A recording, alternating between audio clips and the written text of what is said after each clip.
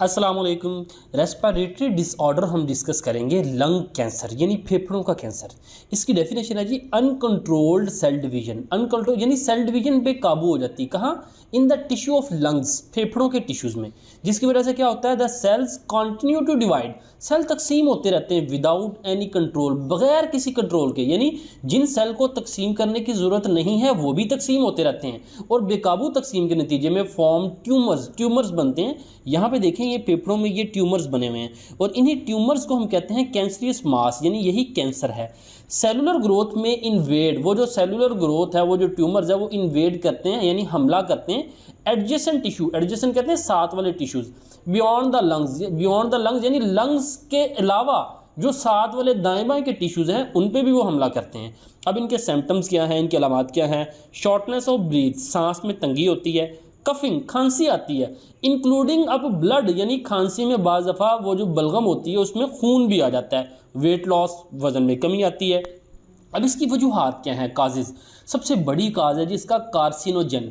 Carcinogen कहते हैं cancer causing chemical, cancer causing chemical, वो केमिकल जो कैंसर पैदा करता है।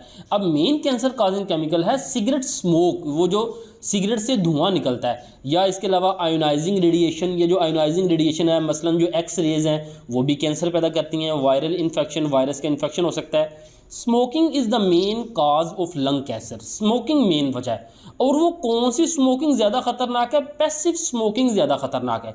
देखें, एक शख्स तो जो है ना वो सिगरेट, ये सिगरेट है, सिगरेट की इस टिप से पी रहा है, यहाँ पे सिगरेट के फिल्टर लगा होता है, वो जो टिप से पी रहा है वो तो चलो फिल्टर हो जाता है, लेकिन एक धुआं ये सिगरेट के किनारे से निकल रहा होता है, बर्निंग एंड से निकल रहा होता है। वो जो बर्निंग एंड से धुआं निकल रहा होता है वो ज़्यादा खतरनाक होता है, वो क्योंकि फिल्टर नहीं हो रहा होता।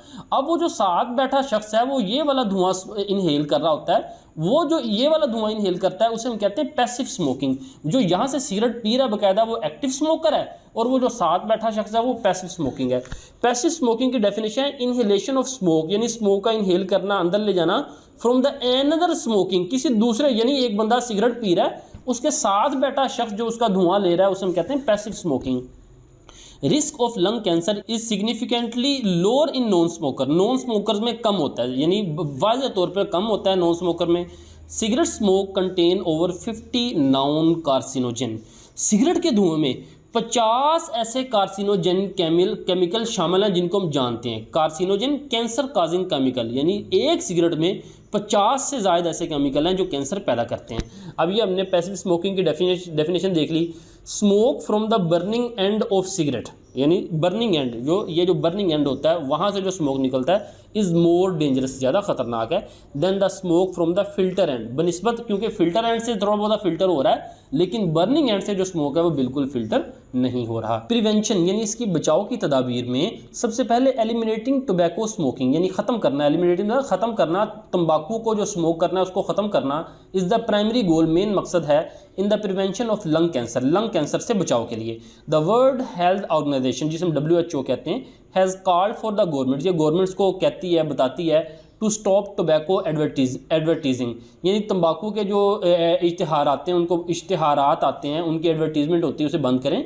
To prevent the young people from taking up smoking, ताकि जो नौजवान नस्ल है उसको स्मोकिंग करने से बचाया जा सके।